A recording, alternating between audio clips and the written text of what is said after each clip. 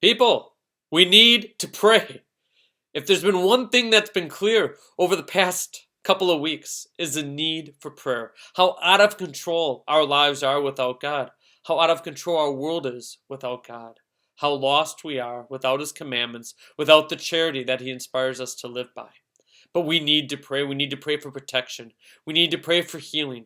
We need to pray in reparation for the sinfulness in our world. We need to pray that this time the world may truly learn through the school of suffering a greater holiness, a greater compassion and charity for one another. You know, the scriptures are filled with passages about prayer and the need for prayer. One of the key texts, if you will, was after the first temple was built by King Solomon. You know, Solomon, the son of King David. And Solomon builds the temple, and then he heard the Lord speaking to him. The Lord appears to him after the temple is dedicated and says, "If my people who are called by my name humble themselves and pray and seek my face and turn from their wicked ways, then I will hear from heaven, I will forgive their sin and heal their land." What is God saying here? Well, let's break it down. If my people, who are God's people? Well, everybody, but more specifically those who are baptized, those who have been incorporated into God's family, those who receive the sacraments. Called by my name, humble themselves. What is humility? True self-knowledge. It is recognizing who we truly are, not acting like we're holier than we are or holier than thou, but also not acting like we're unworthy and trash, because we're not. We're God's children. It is true humility, recognizing who we are in the light of His face, seeing our reflection in God the Father's eyes. True humility. And pray and seek my face. Pray and seek my face. It is seeking God's presence in our life, seeking the prayer and the wishes of the Father, and turn from their wicked ways, living the 10 Commandments. Then I will hear them. I will forgive their sin and heal their land. Meaning, if we can turn from our ways, it is then that we no longer need the suffering, the great school of holiness.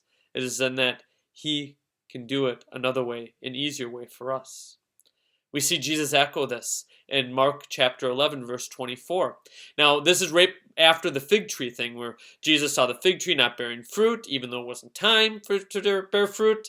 And then Jesus curses the fig tree, and the next day the disciples come back, and the fig tree's withered. And the disciples are like, Jesus, the fig tree is withered. What's going on here? And Jesus says, have faith in God. Truly I say to you, whoever says to this mountain, be taken up and cast into the sea, and does not doubt it in his heart, but believes that what he says will come to pass, it will be done for him. Therefore I tell you, this is Jesus, whatever you ask in prayer, believe that you have received it, and it will be yours. Now this passage is taken out of context a lot, because people think, well, if I just ask for anything and really believe it, I'm going to get it. But then we all kind of know that's not true. I mean, you can ask Jesus for a lot of things, and He doesn't do it if it's not according to His will. So what is Jesus saying here? Therefore I tell you, whatever you ask in prayer, there's a key word, prayer. See, there's multiple different words used in the Bible for prayer. There's different kinds of prayer. And this word for prayer is the same word of prayer that we heard in 2 Chronicles. And this word for prayer in the New Testament is only used for the prayer of Jesus to the Father, when Jesus is praying privately to the Father for the whole world. Now it takes on new meaning, deeper meaning, true meaning.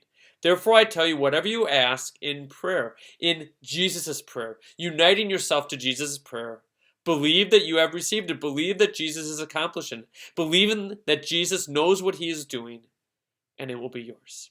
See, it's not our prayer that we're talking about. It's uniting ourselves to Jesus' prayer. And then verse 25. And whenever you stand praying, forgive, if you have anything against anyone, so that your Father also who is in heaven may forgive you your trespasses. And of course, the forgiveness of sins. We forgive one another, so we are open to the Father's forgiveness in our own lives. People, we need to pray. But we need to pray not just out of emotional, or not just out of our own heads. We need to unite ourselves to Jesus' prayer.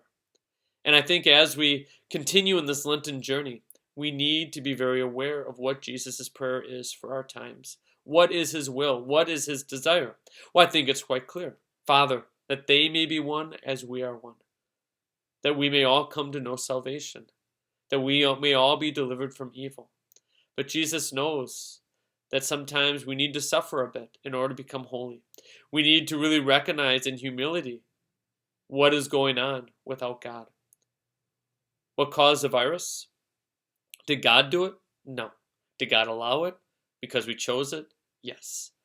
And so much of this virus has shown the weaknesses in our human society, the weakness of our lack of charity in upholding the true dignity of everybody, the weakness that we have in not celebrating the faith and not really living according to God's justice.